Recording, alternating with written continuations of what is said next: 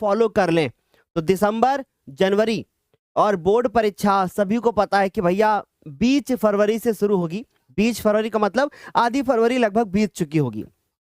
तो हम लोग अच्छी तैयारी कर सकें और जो भी हमारे पास समय बचा हुआ है लगभग 60 दिनों का, उस 60 दिनों के समय में हम बेहतर स्कोर कर सके। तो चलिए आज की इस सेशन को शुरू करते हैं। लेकिन चूंकि मैम ये सेशन हमारा लाइव है ना, मैम भी हमारे साथ हैं, दिव्यांशी मैम। तो चूंकि हमारा सेशन लाइव है तो पहले ये देख लेते हैं कि भैया कितने सारे बच्चे हमारी क्लास में आ गए हैं। ओह ग्रेट, बहुत बढ़िया, बच्चों की संख्या बढ़ रही है और अभी देखते देखते ही ये संख्या और बढ़ जाएगी। तो सब लोग आ जाएं जल्दी से, फिर मैं जल्दी से स्टार्ट करता हूं बताना कि भैया कैसे हम दिसंबर से पढ़ेंगे और 95 स्कोर लाएंगे। उससे पहले आप एक कमेंट करके मुझे बताइए, क्या वास्तव में आप कब से मेहनत कर रहे हो, कौन से महीने से आपने पढ़ाई करना शुरू किया था? जल्दी से मुझे कमेंट सेक्शन में बता दो। क्या आप अप्रैल से ही पढ़ रहे हो, या फिर आपने जुलाई से शुरू किया, या फिर आपने अगस्त से, या सितंबर, या अक्टूबर, या फिर अभी आपने कुछ पढ़ा ही नहीं है? जल्दी से मुझे कमेंट करके बता दो कब से पढ़ना शुरू किया था। Good evening, good evening, good evening to all of you. कब से पढ़ना शुरू किया आप लोगों ने? जल्दी बताना कब कब से शुरू किया। अभी तो मैं देख रहा हूं कि भैया सर नया हूं मैं, अभी मैंने कुछ नहीं पढ़ा अप्रैल से, जुलाई से, अगस्त से, नवंबर से। तो देखो आज का जो वीडियो है ना, ये सबको हेल्प करेगा, चाहे आपने अप्रैल से शुरू किया हो, चाहे आपने नवंबर से शुरू किया हो। अब अंत में जा करके सबको अच्छा ही करना होता है। अब एक छोटी सी लाइन है, ये लाइन आपको मोटिवेट करेगी कि अगर आपकी शुरुआत अच्छी नहीं हुई ना तो कोई बात नहीं, अंत अगर अच्छा हो जाए तो दुनिया आपको याद रखती है ना। अगर अंत अच्छा है तो सब कुछ अच्छा है, और आप इतनी मेहनत कर लो कि आपका अंत अच्छा हो जाए। अब एक बार जरा ये सोच करके देखो कि जब आपका बोर्ड का रिजल्ट आएगा और उस रिजल्ट को देखने के बाद आपके चेहरे पर कैसी, मतलब आपका फेस रिएक्शन कैसा होगा? क्या आप खुश होंगे, या फिर आप दुखी होंगे, या फिर एकदम नॉर्मल हमको कोई फर्क नहीं पड़ता, ऐसी वाली? क्या कौन सी फीलिंग आपको चाहिए? अगर आपको चाहिए ना कि आपके चेहरे पे बेहतरीन तरीके से बहुत अच्छी सी स्माइल हो, और उस स्माइल के साथ साथ पिताजी, माता, भाई बहन, परिवार आपके ऊपर गर्व कर सके, आपको ऐसा फील हो कि हाँ मैंने कुछ किया है अपनी लाइफ में, इसके लिए बचे हुए जितने दिन हैं, 50-60 दिन जो भी आपके पास बचे हैं, हमारे साथ डेली लगे रहिए और पूरे अच्छी तरीके से पढ़ाई कीजिए। मैं आपसे ये प्रॉमिस कर सकता हूं कि अगर आप मेरे साथ आखिरी के 2 महीने ये पढ़ लेते हैं, अगर 60% ला रहे होंगे, अभी आपके 60 बन रहे हैं, तो डेफिनेटली मैं कह सकता हूं 80 आएंगे। अगर 80 अभी आपका आ रहा है तो मैं 100% बोल रहा हूं कि 85 आएगा, और अगर अभी आपका 85% आ रहा है तो आप 95% ला सकते हो। ये मैं आपको पूरा का पूरा प्रॉमिस कर सकता हूं, और ये प्रॉमिस मेरा झूठा नहीं होगा। मैं हर साल बच्चों से प्रॉमिस करता हूं, अपने बड़े भैया दीदी से पूछ करके देखना जिन्होंने भी इस चैनल से पढ़ा होगा कि ज्ञानोदय के गुरुजी में कैसी पढ़ाई होती है। यहाँ पे हम दिव्यांशी मैम बहुत अच्छी तरीके से आपको बहुत कुछ जो है कवर करके देते हैं। मैम कितने बच्चे आ गए हमारी क्लास में? लगभग 2500 बच्चों की संख्या हो गई है, और सभी से एक छोटी सी रिक्वेस्ट है कि प्लीज शेयर द सेशन, क्योंकि अगर इस सेशन को अच्छे से शेयर करोगे बच्चों की संख्या बढ़ेगी तो मुझे भी अच्छा लगेगा। ठीक है, चलें शुरू करते हैं। देखो जब हम लोगों को दिसंबर से पढ़ाई करना है ना, तो सबसे पहला जो पॉइंट है जो हमें अच्छे से कवर करना है वो है सिलेबस। और सिलेबस हम लोग क्या करते हैं ना कि स्टार्टिंग में हम लोग सिलेबस को पूरा नहीं करते। अब दिसंबर से आप नोट्स बनाना छोड़ दो, आप केवल शॉर्ट नोट बनाओ। ठीक है, अगर आपका नोट पहले से बना है तो बहुत बढ़िया है, नहीं बना है तो शॉर्ट नोट बनाओ। एक चैप्टर के सारे फॉर्मूले एक साथ लिखो, है ना। साइंस के आपने जितने भी फॉर्मूलेज हैं वो आपने एक साथ लिखे। आप उसके बाद जब साइंस के सारे फॉर्मूले लिख लिया, फिर मैथ का भी लिखो, फिर इंग्लिश का भी, जितना भी कॉन्सेप्ट है, जो भी चैप्टर है, मान लीजिए आपने एक चैप्टर इंग्लिश का उठाया तो आपको पता होना चाहिए कि भैया इस चैप्टर में क्या है। ऐसे सिलेबस पूरा करना है, ये नहीं कि बस हम लास्ट तक नोट्स ही बना रहे, नोट्स बना रहे। तो नोट्स अब बनाने का समय जा चुका है। आप केवल और केवल आप शॉर्ट नोट बनाओ, और किसी को दिखाने के लिए मत बनाओ, उनको सजाओ मत। अगर आप अभी नोट्स बना करके उनको सजाने की कोशिश करोगे तो प्रॉब्लम होगी। आप एक काम कीजिए, आप क्या कीजिए, कॉपी लीजिए। फॉर एग्जाम्पल ये एक कॉपी ले ली हमने, ठीक है, इमेजिन करो ये कॉपी है। आपने इस कॉपी को उठाया और इस कॉपी को आपने क्या कर दिया, इसको हिंदी की कॉपी बनाई। अब हिंदी की कॉपी बनाई तो आपने सारी रचनाएं लिख डाली, 1 से लेकर के 50 तक, 1 से लेकर के 100 तक, और मैम ने सारी रचनाएं कराई हैं। फिर जब सारी रचनाएं आपने लिख डाली, लिखने के बाद अब उनको आप बारी बारी से याद करते जाओ और ऐसी जगह पर ये कॉपी रखो कि बार बार आपकी नजर इस कॉपी के ऊपर जाए, आप फ्री टाइम में बैठ के इसको देखो। गद्यांश पद्यांश अब सेलेक्टेड चुनो। जैसे सभी को पता है होगा कि हमारे यहाँ शक्ति बैच और शक्ति 2.0 बैच या अंतिम बैच में जो बच्चे पढ़ते हैं, मैम इस टाइम पे टॉप 30 पद्यांश करा रही हैं, जिसमें से 15 करा चुकी हैं, 15 भी और आगे आने वाले दिनों में कराएंगी वो। तो आपने वो सिलेक्टेड 30 चुन लिए पद्यांश। अब आपको पता है कि इन 30 में से ही पेपर में आएगा। मैम ने भी ऐसा प्रॉमिस किया बच्चों से कि भाई ये 30 में से ही आएगा, तो डेफिनेटली मान के चलो कि इस 30 में से ही आएगा। आपने वो 30 तैयार कर लिए, या आपने क्या कर लिया, आपने बहुत अच्छे से चीजों को तैयार किया और तैयार करने के बाद आपने उनको नोट किया। अब जब नोट कर लेंगे शॉर्ट में, तो पेपर के टाइम में आपको रिवाइज करने में हेल्प मिलेगी। ऐसे ही आप हर सब्जेक्ट में कीजिए, ऐसे ही आप मैथ में कीजिए, ऐसे ही आप साइंस में कीजिए, ऐसे ही आप इंग्लिश में कीजिए, ऐसे आप सोशल साइंस में करिएगा। हर चैप्टर का एक शॉर्ट नोट आपके पास होना चाहिए। अगर आपके पास बेहतर डिटेल्ड वाला नोट्स है तो शॉर्ट की जरूरत नहीं है, फिर जरूरत नहीं है, फिर तो समय बर्बाद मत करो, बस रफ कॉपी लो और उस पर लिखना शुरू करो। प्रैक्टिस करते जाओ, प्रैक्टिस करते जाओ, प्रैक्टिस करते जाओ, वो शॉर्ट नोट ऑटोमेटिक बनता जाएगा। अगर नहीं है नोट्स तो शॉर्ट नोट बनाओ। सिलेबस बहुत इंपॉर्टेंट रोल प्ले करता है आपके बोर्ड एग्जाम में 95% लाने से, ठीक है। और साथ ही साथ मैं ये भी आज बताऊंगा कि आप कैसे 95% ला सकते हो बोर्ड एग्जाम में। ये भी मैं आपको आज पूरा बताने वाला हूं कि भाई अगर आपको 95% लाना है तो कैसे आएगा फिर, ठीक है। आप बिल्कुल भी विश्वास करके चलो। अब दूसरी चीज आती है कि भैया चलो ठीक है, हमने सिलेबस तो पूरा कर लिया, अब रिवीजन कैसे करें सर। देखो रिवीजन करने का ये है ना कि जैसे मैथ में रिवीजन कर लिया तो एक एक चैप्टर को उठाना है, उसके सेलेक्टेड क्वेश्चंस को चुनना है और चुनने के बाद उसको आंसर करना है।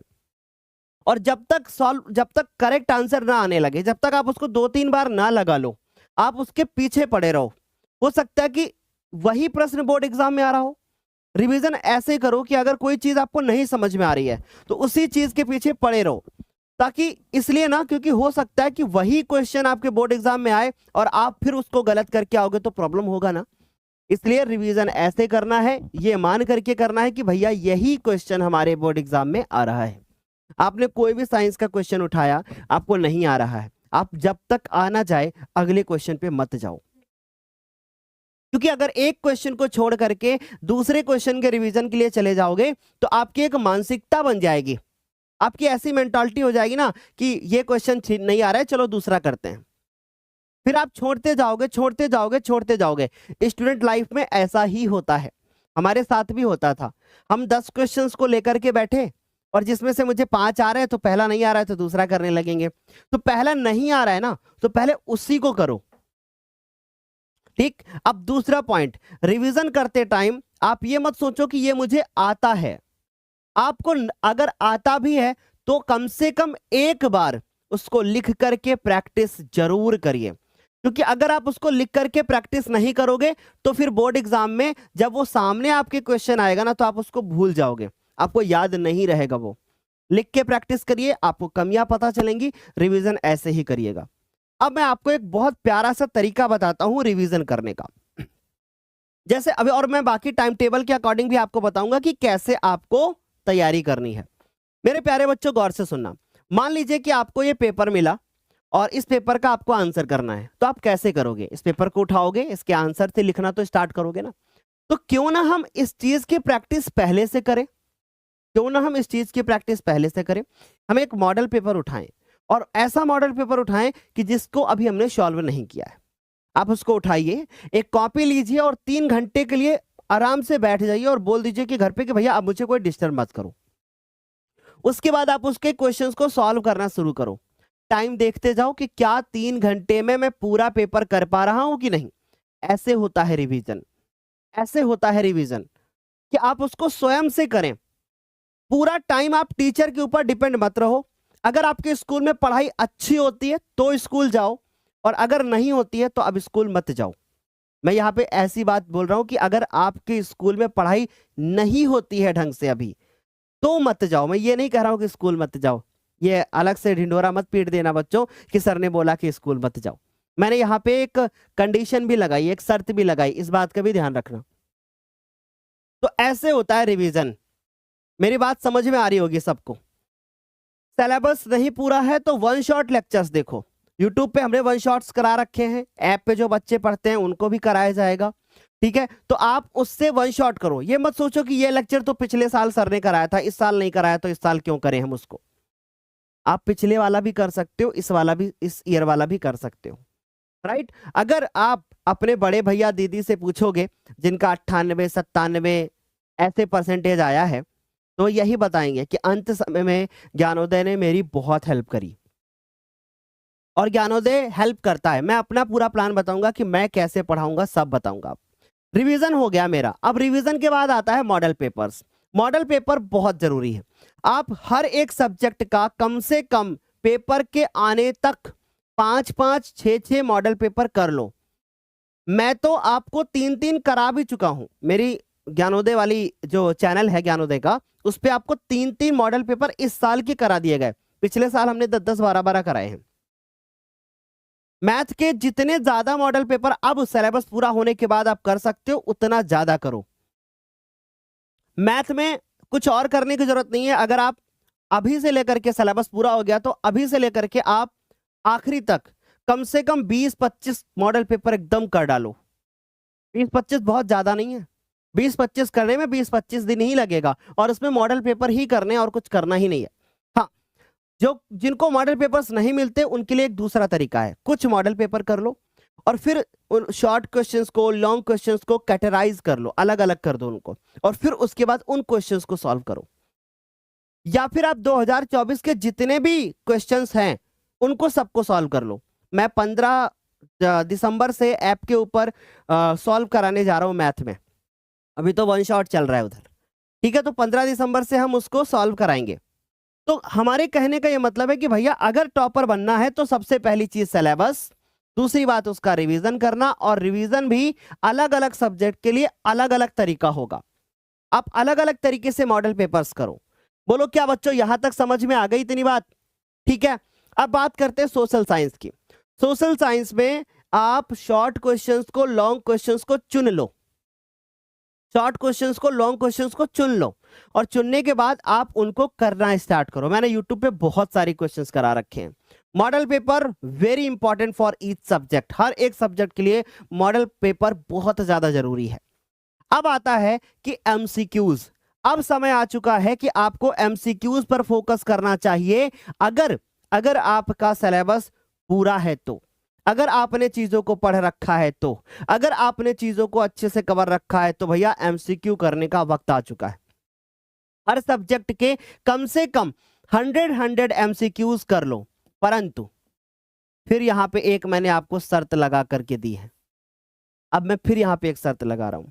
एमसीक्यूज आपको उन्हीं टीचर से करना है, चाहे तो आप हमको फॉलो कर सकते हैं, जो लोग एक्सप्लेन अच्छे से करें।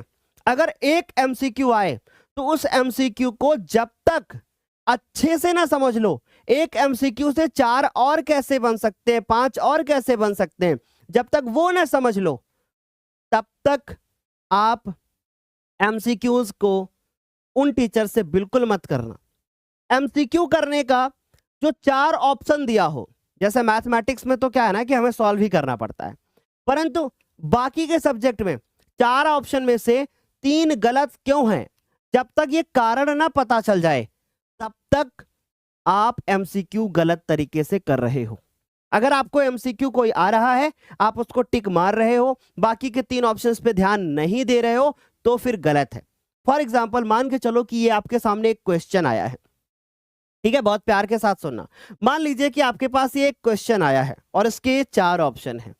मैंने कहा इन 4 ऑप्शंस में से ये वाला करेक्ट है, बाकी सारे रॉन्ग है। अब इतनी बात मैंने बोल दी कि ये वाला करेक्ट है, बाकी सारे रॉन्ग है, तो ये यहां पर मैं आपको गलत तरीके से पढ़ा रहा हूं। क्यों? क्योंकि आपने क्या किया ना, सीधे केवल राइट वाले को देखा, आपने रॉन्ग वाले को नहीं देखा। आप इस चीज को हमेशा फोकस करें इस चीज पर कि भाई व्हाई नॉट, ये रॉन्ग क्यों है। अब बोर्ड पेपर के आखिरी रात में, बहुत प्यार से सुनना, आखिरी रात में जब आप तैयारी कर रहे होंगे, यही रात अंतिम, यही रात भारी, उस समय पर एमसीक्यूज में फिर आपको ये देखने की जरूरत नहीं है कि वाई नॉट, भाई ये वाले क्यों रॉन्ग है।